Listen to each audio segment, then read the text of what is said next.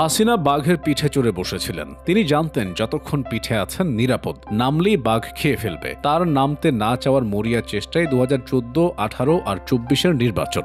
Somehow তিনি বাঘের পিঠ থেকে নিরাপদে নামতে পেরেছেন। এই নেমে পড়া বা নামতে বাধ্য হওয়া অনিবার্য ছিল। হাসিনার আমলে উন্নয়ন হয়েছে সত্যি, কিন্তু উন্নয়ন নাকি গণতন্ত্র এটা কোনো অপশন না। উন্নয়ন লাগবে, তার চেয়ে বেশি লাগবে গণতন্ত্র। হাসিনা জনতার ভোটের পরীক্ষায় যেতেই চাইলেন না। ক্ষমতায় টিকে থাকার জন্য ভরসা করলেন পুলিশ আমলাদের উপর।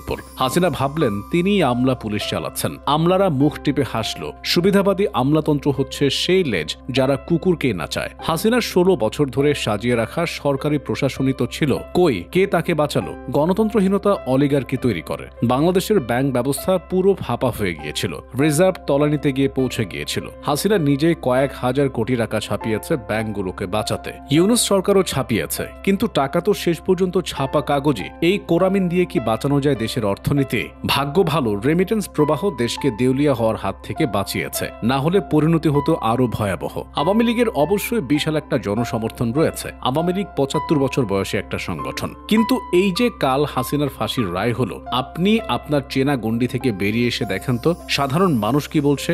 বিচার সুষ্ঠু হয়নি দাবি আপনারা করতে পারেন, কিন্তু এর প্রতিবাদে কজন মানুষ রাস্তায় নেমে আসলো? হাসিনার জনপ্রিয়তার অ্যাসিড টেস্টও কি কাল হয়নি? জনতার মধ্যে তিনি প্রবল জনপ্রিয় হলে কালই তো রাস্তায় লাখ লাখ মানুষের ঢল নামতো। এখন বলতে পারেন তাহলে ইলেকশনে আওয়ামী লীগকে সুযোগ দেন, সুষ্ঠু ইলেকশনে হাসিনাকে সুযোগ দেন। এই যে আপনাদের ফেয়ার নির্বাচন চাওয়া, এই চাওয়াটা এখনকার মতো তখনও প্রবল থাকলে দেশে 5 আগস্ট আসতোই না। আপনারা 5 আগস্টের অন্যতম অনুঘটক, যারা দিনের পর দিন ভোটবিহীন গণতন্ত্রের পক্ষে সাফাই গিয়েছেন। আমি নিজে আওয়ামী সমর্থক পরিবারে বড় হয়েছি। আমার বাবার আওয়ামী সমর্থনের পাগলামির গল্প রেডিওতে বলেছি, এখানে নাই বলি। শুধু এতটুকু বলি, আমার বড় বোন তার ছোট্ট ছেলেকে যদি রাত পোহালে শোনা যেত বঙ্গবন্ধু মরে নাই গানটা শিখিয়েছি মুখে বুলি ফোটার সময়। আমার সেই বোনই তার সন্তানকে জুলাই আন্দোলনে পাঠিয়ে দিয়েছিল। আমাদের লুটেরার রাজনৈতিক সংস্কৃতি না বদলালে দেশ কখনো বদলাবে না। কিন্তু এই সংস্কৃতি বদলাবে কি করে? আপনি আমিই তো বদলাচ্ছি না ভাই। আমার ফ্রেন্ড লিস্টে আওয়ামী সমর্থকই বেশি, কিন্তু এদের অনেকে মনে করে না হাসিনার কোনো ভুলই ছিল।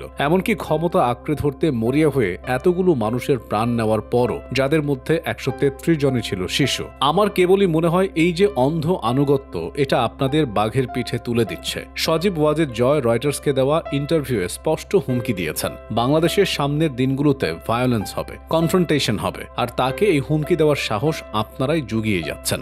আপনারা আরেকটা প্রশ্ন করেন, হাসিনার পতনের পর দেশে ভালো কিছু হয়েছে কি?